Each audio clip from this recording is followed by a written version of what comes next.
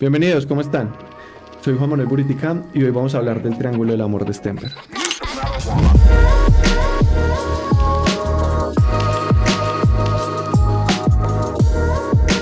Pero primero, ¿quién es Stenberg? Stenberg es un psicólogo estadounidense que en la década de los 80 empezó a estudiar el amor de una manera un poco más profunda, desde una dimensión psicológica.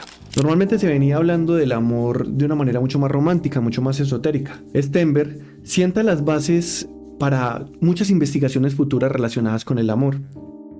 Stenberg nos habla de tres componentes principales que son necesarios estar equilibrados para lo que él llama el amor pleno.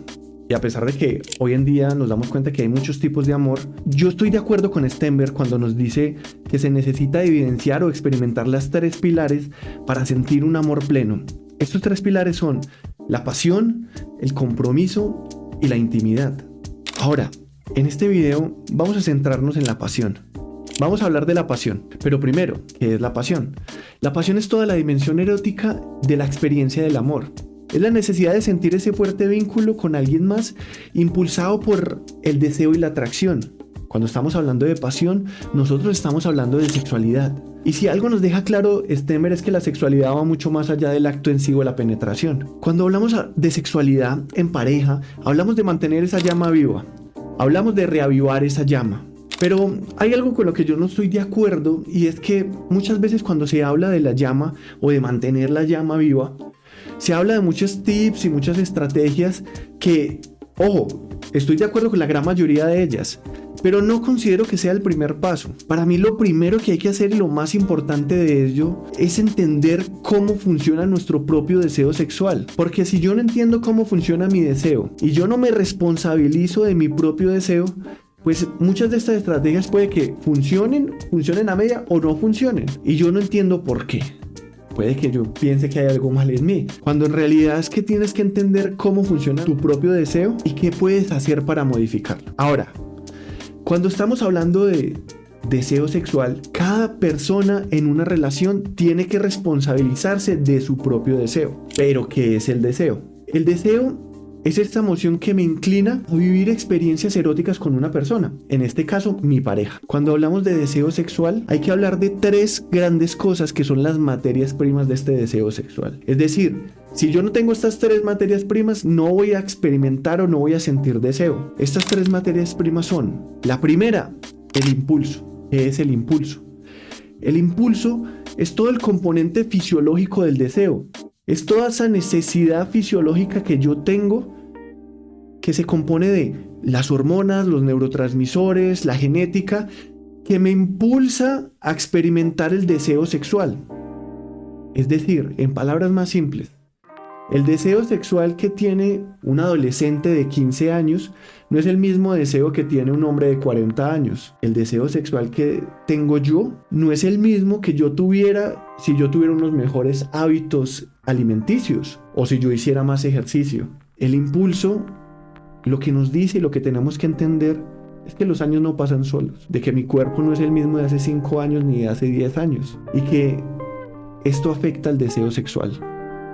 De que si yo quiero que el impulso que yo siento naturalmente se mantenga estable y sea bueno, es importante mantener una vida sana, hacer ejercicio, comer saludable.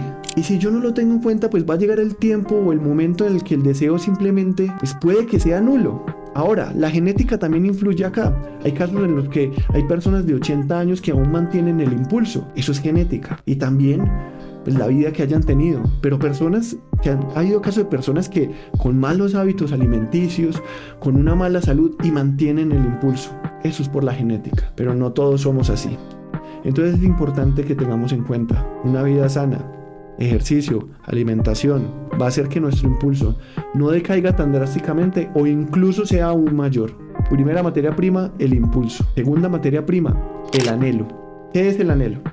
El anhelo es el espacio y las ganas que yo tengo de vivir experiencias eróticas. Todos nosotros en algún momento de nuestra vida hemos estado tan ocupados o tan estresados por alguna o X o Y situación que nuestro deseo sexual ha mermado drásticamente. ¿Qué quiere decir esto? Si yo no tengo el espacio para experimentar el deseo sexual, pues mi deseo sexual va a disminuir. Y si yo no tengo las ganas de hacerlo, pues aún más. Entonces el anhelo es este espacio y estas ganas que es importante mantener en la pareja, que muchas veces la rutina coge y las arrasa. Muchas veces el estrés del trabajo o el estrés de una entrega o el estrés o la rutina tan atareada cuando una pareja tiene hijos, pues que estos hijos naturalmente consumen este espacio que normalmente había sido para el deseo, ahora ya no está. Y es importante que estemos conscientes de que si no tenemos el espacio y las ganas de experimentar estas relaciones eróticas, pues no vamos a tener este deseo. Este deseo va a mermar drásticamente. Y es una de las cosas que le pasa muy normalmente a las parejas. Se pierden los espacios y se pierden las ganas. Caen en la rutina. Entonces, segunda materia prima para experimentar el deseo, el anhelo. Tercera materia prima, el permiso. ¿Qué es el permiso? El permiso es el anclaje psicológico que yo tengo a la sexualidad. ¿Qué quiere decir esto? El deseo que tengo yo no es el mismo deseo que tienes tú, ni que tiene tu pareja, ni que tiene mi pareja. Todos tenemos el deseo programado de una manera distinta. Ahora, ¿cómo se programó el deseo? Primero, la cultura. La cultura influye mucho en la programación del deseo. No es la misma la forma como nosotros vemos las relaciones sexuales a como los ven las personas de Estados Unidos o como los ven los orientales. La cultura cambia drásticamente la forma como las personas ven las relaciones y cómo se programa su deseo. Segundo, las primeras manifestaciones sexuales en la infancia. En los primeros 6 años de vida, la calidad de contacto físico que yo tuve con mis padres o con mis cuidadores, la seguridad de mi hogar, la calidad de las reacciones a mis primeras manifestaciones. Para que quede más claro, no es lo mismo cuando en las primeras manifestaciones sexuales una familia le dice al niño: no te toques ahí, que eso es pecaminoso, no te puedes tocar así en público, hay que hacerlo en la comodidad del hogar y en la privacidad del hogar. Eso es algo que solo hacen los adultos, no lo puedes hacer tú porque eres un niño. Eso es algo que solo lo puedes hacer cuando te hayas casado y con tu pareja. Son diferentes discursos, diferentes formas de ver la vida. Estén bien o mal, no me corresponde a mí juzgarlas. Son simplemente maneras de ver la vida que influyen en cómo viene programado nuestro deseo. Entonces, estas primeras manifestaciones, sumados a la calidad de nuestro hogar, de nuestro contacto físico, de nuestro refuerzo psicológico por parte de las personas que estuvieron ahí con las primeras manifestaciones, afecta en gran medida la programación de nuestro deseo. De ahí saltamos a la pubertad, donde normalmente es el despertar sexual. Ahora, el despertar sexual puede variar, no necesariamente es en la pubertad, pero es básicamente cuando nuestro cuerpo le da la gana de empezar a producir todo este componente hormonal que nos empieza a ver la vida y el erotismo de una manera distinta. Pero básicamente en la adolescencia es donde se acaba de terminar la programación de nuestro deseo, porque en la adolescencia es donde yo reconozco y acepto todo el erotismo mío individual y en pareja. ¿Qué quiere decir esto? Hasta el momento, en la infancia, las manifestaciones sexuales son de manera muy ególatras, egocéntricas, centradas en el mismo niño. Yo me toco aquí y se siente bien, ¿sí? En la adolescencia es donde se empieza a despertar el placer por el placer del otro, donde empiezo a evidenciar que hay placer en darle placer a la otra persona. Entonces, básicamente, en la adolescencia, cuando, dependiendo de cómo haya aceptado y reconocido mis propios deseos y mi propio erotismo, es donde termino de programar mi deseo sexual. Después de la adolescencia, pues vienen muchas cosas, vienen nuevas experiencias sexuales o las primeras experiencias sexuales si no la había tenido en la adolescencia. Y estas vivencias que vienen después de la adolescencia ya no me va a afectar la programación de mi deseo, sino la regulación de mi deseo. Puede que estas experiencias influyan en la programación de mi deseo. ¿De qué manera? No es lo mismo las cosas que yo venía programado hasta mi adolescencia a cuando en mi edad adulta yo empecé a descubrir nuevas cosas o experimentar nuevas cosas. Cuando yo empiezo a añadir cosas nuevas o a través de vivencias y emociones muy fuertes empiezo a afectar las programaciones pasadas, puedo empezar a modificar la programación de mi deseo. ¿Qué quiere decir esto?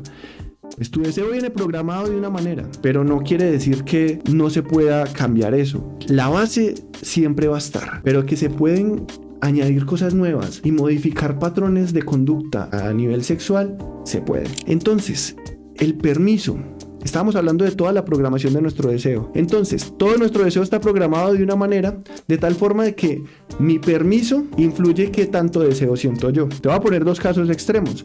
Una persona que solo ve la sexualidad con fines reproductivos y una persona que quiere experimentar su sexualidad a plenitud completa. Casos completamente extremos que afectan la cantidad del deseo que se genera en la persona, que sea bien o sea mal, un punto de vista o el otro. Como le digo, eso ya depende de las personas, la cultura y la pareja, pero lo que sí es claro es que entre más rígido sea mi permiso, pues mi deseo más anclado va a estar. Ahora, hasta el momento solo hemos hablado de las materias primas de la pasión o del deseo sexual. Es importante que las tengamos siempre presentes.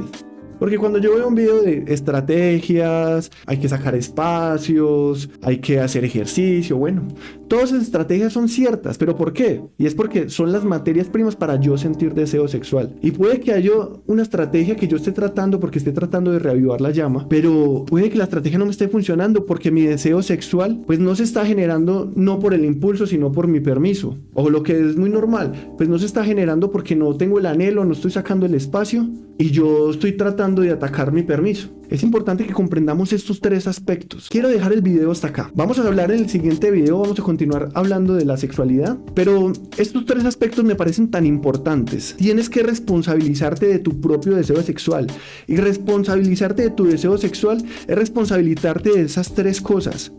Las relaciones sexuales en pareja es el componente de dos personas que ambas están aportando algo. Y si el deseo de una de las personas no es suficiente o no está aportando deseo de calidad, pues la relación no va a fluir naturalmente. Entonces, responsabilízate de tu propio deseo, responsabilízate de tu impulso, de tu anhelo y de tu permiso, y las cosas van a empezar a cambiar. Espero que les haya gustado. Continuamos en el siguiente video.